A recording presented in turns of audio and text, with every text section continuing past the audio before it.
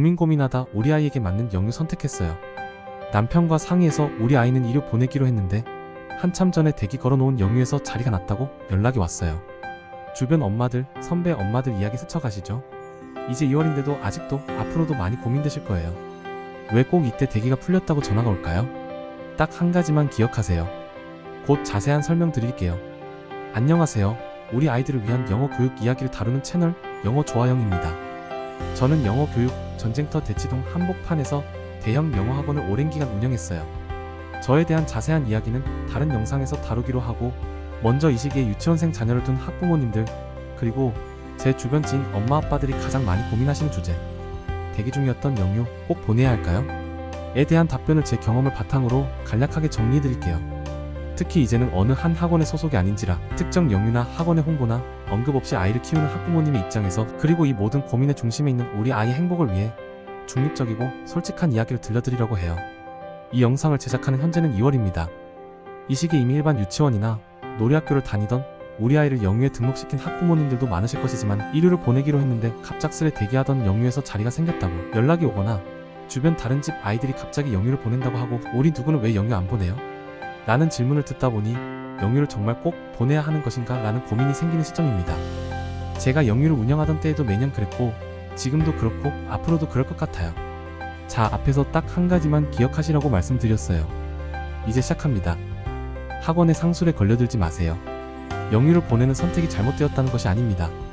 나중에 자세히 설명드리겠지만 저는 영유 원장 출신으로 당연히 영유를 보내는 쪽을 추천드리는 편입니다. 다만 영유들이나 학원들이 일반적으로 운영하는 방식이 여러분의 마음을 특히 고민되는 이 시기에 더더욱 고의적으로 뒤흔들고 있다는 것을 기억하시면 좋겠습니다. 즉, 어떤 고민이나 선택을 하시던 영유의 상술에 걸려들지 않으시길 바래요. 본론에 들어가기 전 먼저 2월 학원 운영의 어려움에 대한 배경 설명부터 드릴게요. 1월 또는 2월이 되면 많은 영유들은 기존 아이들이 조금씩 이탈하며 매출이 많이 줄어듭니다. 영유 학생 하나당 월 100에서 200만원의 매출은 빠지는 셈이니 한 반에 두세 명 빠지면 선생님 한 명의 월급은 매출이 빠지는 것이죠. 자영업이나 사업하시는 분들은 아마 이 정도 매출이 갑자기 빠지는 건 꽤 큰 타격이라는 걸 바로 체감하실 거예요.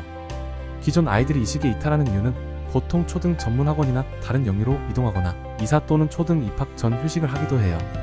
영유에서는 담임쌤이 전화해서 아이들이 1년을 다 채우고 졸업하는 게 의미가 크다, 유종의 미가 중요하다라고 설득을 하기도 하지만 잡기가 쉽지는 않아요. 2월에 빠지는 매출에 비해 2월, 3월에 들어가는 영유의 비용은 훨씬 커집니다.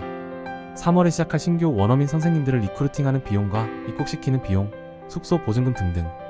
게다가 기존 원어민 선생님 중 떠나는 선생님을 귀국시키는 비용과 퇴직금, 다른 한국인 선생님 및 직원들의 퇴직금, 3월 신학기 준비로 인테리어나 도서 구매 비용 등 줄어드는 매출에 비해 여러 추가 비용들은 학원에게 더욱 부담이 되는 상황입니다. 이런 이유로 많은 영유에서는 3월이 아닌 1월 개강반을 열기도 하고 초등학생들을 상대로 방학 캠프를 열어 빠진 매출을 메꾸기도 하지요. 그리고 6세반이나 그보다 어린 반 대상 등록 대기 중인 아이들 중 신규생이 아닌 경험생으로 입학 가능한 대상의 아이에게 연락이 가고 기존 반에 들어갈 수 있도록 레벨 테스트와 추가 상담을 거쳐 등록이 이루어집니다. 7세반은 어차피 2월이면 졸업 후 초등학교에 진학하니 학원에서도 보내주거나 초등부가 있는 경우 초등부 쪽으로 등록을 유도하기도 합니다. 이때 전화를 받고 고민하시는 학부모님이나 자리가 나서 채워야 하는 학원이나 양쪽 입장이 모두 변동이 큰 시기에 대한 자연스러운 대응이고 이해가 가는 부분입니다. 이제 제가 앞에서 말씀드린 상술이라는 것에 대해 설명드리겠습니다. 대부분의 영유는 이미 가을에 신입생 모집 절차를 받기 시작했습니다. 11월, 12월 정도에는 모집 정원이 다 차서 대기 상황이 됩니다. 이 중 많은 학원은 정말로 등록이 몰려 몇 분 또는 몇 초 안에 등록이 마감되고 대기가 생기기도 합니다. 제가 운영했던 영유도 그랬고요. 하지만 정말 모든 영유들이 그럴까요? 우리 동네 영유가 이렇게 많은데 왜 우리 아이 자리 하나가 이토록 어려운 걸까요? 실제로 몇몇 다른 원들은 등록이 다 차지 않아도, 즉 자리가 있어도 없다고 하는 곳들도 있습니다. 바로 이 부분이 상술입니다. 이 경우 등록 기간이 한참 지났는데도 자리가 있다고 하는 모습이 장기적으로 봤을 때 학원의 이미지에 좋지 않기 때문에 자리가 있더라도 상담부에서는 현재 대기하셔야 합니다 라며 대기번호를 주는 경우도 있습니다. 학부모의 입장에서는 이 대기번호가 진짜 대기번호인지 아니면 가짜인지 알기 어렵습니다. 실제로 모집 정원이 몇 명이고 그중 몇 명이 등록했는지를 공개하지 않기 때문이죠. 그렇게 12월, 1월이 지나고 2월이 됩니다. 학부모님 입장에서는 우리 아이는 1위를 보내거나 다른 영유를 보내기로 이미 결정한 상태. 하지만 주변에서는 계속 들리는 이야기. 우리 누구는 어느 영유 보내요? 이루 가요? 왜요? 영유 싫다고 해요? 아, 거기 영유 괜찮대요? 계속해서 맘카페에서 이루나 영유에 대한 얘기를 읽고 찾아보지 않아도 주변 엄마들 이야기가 계속 들리고 결정은 내렸지만 자꾸만 신경 쓰이는 건 사실입니다. 거기에 선배 엄마들도 불을 붙죠. 우리 누구 옛날에 영유 보냈던 게 이제야 좀 빛을 발하네. 이루 보내면 애는 행복하지. 근데 나중에 후회해. 영유 출신인 아이들은 영어 이름 부르면서 지들끼리만 놀아. 수학학원도 같은 영유 나온 애들끼리 묶어 보낸다더라. 기껏 결정했는데 2월이 되어도 싱숭생숭 고민은 끝이 없습니다. 이때 영유에서 전화를 겁니다. 누구 어머님 기다려주셔서 감사합니다. 대기 중임 짤이 나서 연락드렸어요. 걱정 많으셨죠? 영유는 이때까지 기다린 겁니다.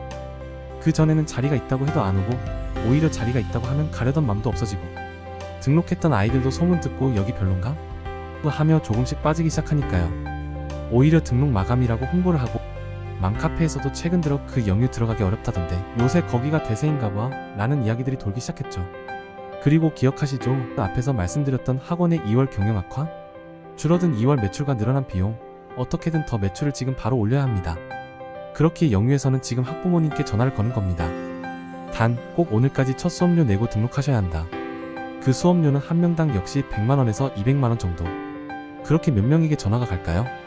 이 부분이 바로 상술이고 2월에 유독 영유나 학원에서 대기가 풀렸다고 연락이 오는 이유입니다.